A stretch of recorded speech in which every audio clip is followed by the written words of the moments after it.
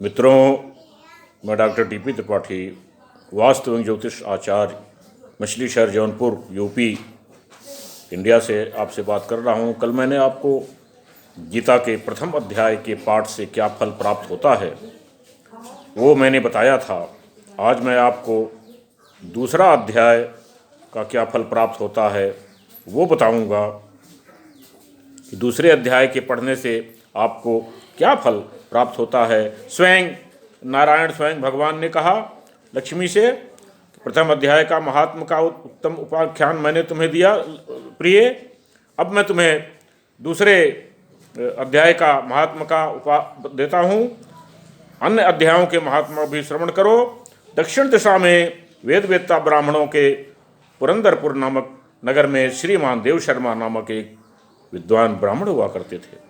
वे अतिथियों के पूजक, स्वादशील, वेदशास्त्रों के विशेषज्ञ, यज्ञों का अनुष्ठान करने वाले, तपस्वी, सदा ही प्रिय थे। उन्होंने उत्तम द्रव्यों के द्वारा अग्नि हवन करके दीर्घकालीन वेदवेत्ताओं का तृप्त किया देवताओं को, किंतु उन धर्मात्मा ब्राह्मण को कभी सदा रहने वाली शांति न मिली। वे परम कल्याण में तत्व का ज्ञान प्राप्त करने की इच्छा से प्रतिदिन प्रचुर सामग्रियों का सत्य संकल्प करने वाले तपस्वियों की सेवा करने लगे। इस प्रकार शुभ आचरण करते हुए उन्हें बहुत समय बीत गया। तदनंतर एक दिन पृथ्वी पर उनके समक्ष एक त्यागी महात्मा प्रकट हुए। वे पूर्ण अनुभवी, आकांक्षा रहित, नासिका के अग्रभाग पर दृष्टि रखने वाले तथा शांत चिंतित थे। निरंतर परमात्मा के चिंतन में संलग्न हो वे सदा आत्मविभोर रहते थे। देव शर्मा ने उस नित्य संतुष्ट तपस्वी को शुद्ध भाव से प्रणाम किया और पूछा, महात्मन, मुझे शांतिमयी स्थिति कैसे प्राप्त होगी? तब उस आत्मज्ञानी संत ने देव शर्मा को सौपुर ग्राम के निवासी मित्रवान का जो बकरियों का चौराहा था उसका परिचय दिया और कहा, वही तुम्हें उपदेश देंगे। यह सुनकर देव शर्मा महात्मा के चरणों में वंदना की और समृद्धशाली सौपुर ग्राम में पहुंच गए। उनके उत्तर भाग में एक विशाल वन देखा। उसी वन में नदी के किनारे एक शिला पर मित्रवान बैठा था। उनके नेत्र आनंद तिरेक से निश्चल हो रहे थे। वह अपलक दृष्टि से देख रहा था।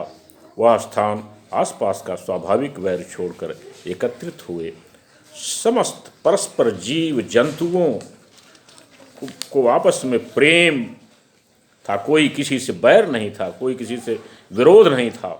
वहाँ उद्यान में मंद मंद वायु चल रही थी। मृगों के झुंड में शांत भाव से बैठे थे। मित्रवान दया से भरी हुई आनंदमयी मनोहारिणी दृष्टि पृथ्वी पर मानो अमृत छिड़क रहा था। इस रूप में उसे देखकर देव शर्मा का मन प्रसन्न हो गया। वो उत्सुक होकर ये जानने की कोशिश करने लगे कि यहाँ पर ये इतना शांत वातावरण कैसे है। जैसे मैं आपको बताया कि गीता अद्भुत ग्रंथ है और उसके पढ़ने से आपको आनंद मिलता है। गीता स्वयं भगवान की श्रीमुख वाणी है। कल के एपिसोड में मैंने बताया है, द्वितीय अध्याय का पाठ करने से, द्वितीय अध्याय का चिंतन करने से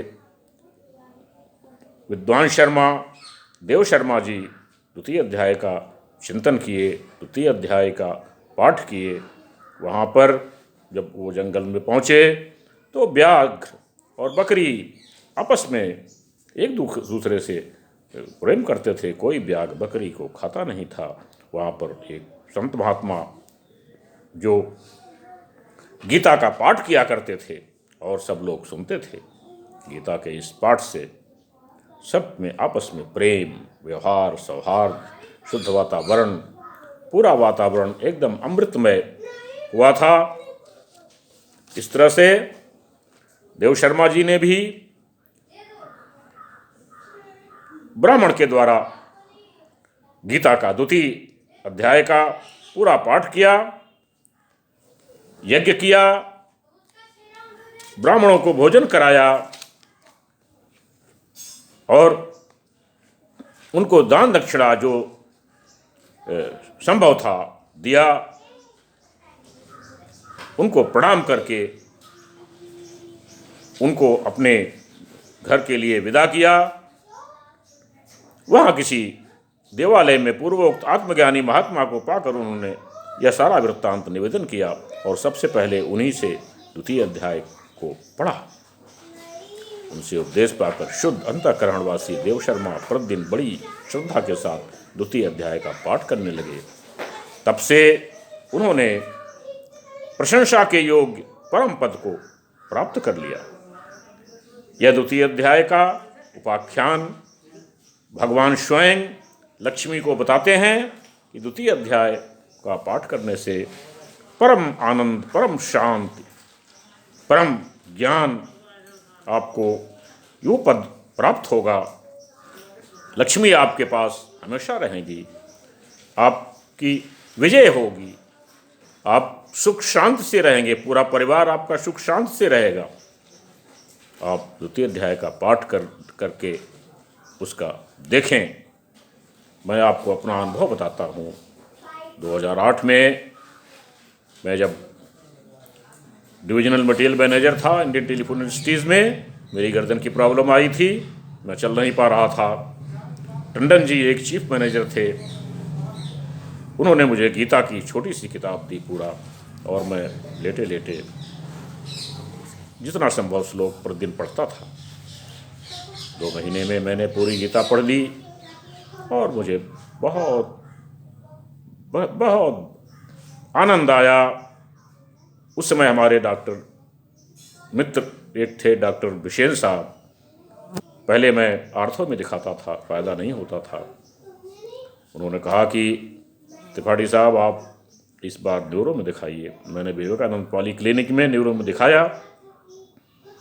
उन्होंने मुझे सिर्फ विटामिन दिया, वो बोले तुम्हारी नस कहीं दब रही, और 2-3 महीने में मैं बिल्कुल ठीक हो गया, चलने फिरने लायक हो गया, दौड़ने लगा। ईश्वर की कृपा से, भगवान कृष्ण की कृपा से, उनके आशीर्वाद से, गीता पढ़ने से मुझे जो लाभ मिला वो मैं आपको व्यक्तिगत रूप में शेयर कर रहा हूँ, इसलिए कि आप गीता के किसी भी अध्याय का भी पाठ करें, आपको अद्भुत लाभ होगा। मेरा ये पोस्ट आपको पसंद आया हो तो लाइक करें, न पसंद आया हो तो डिसलाइक करें, सब्सक्राइब करें, शेयर करें, जिससे आपको समय समय पर मेरे विचार आपको मिलते रहें, आप उससे लाभान्वित होते रहें। मेरा नंबर है 9451033559। इस नंबर पर आप मुझे रिंग कर सकते हैं, कॉल कर सकते हैं, आपकी मुश्किलों का निवारण होगा। तब तक के लिए नमस्कार।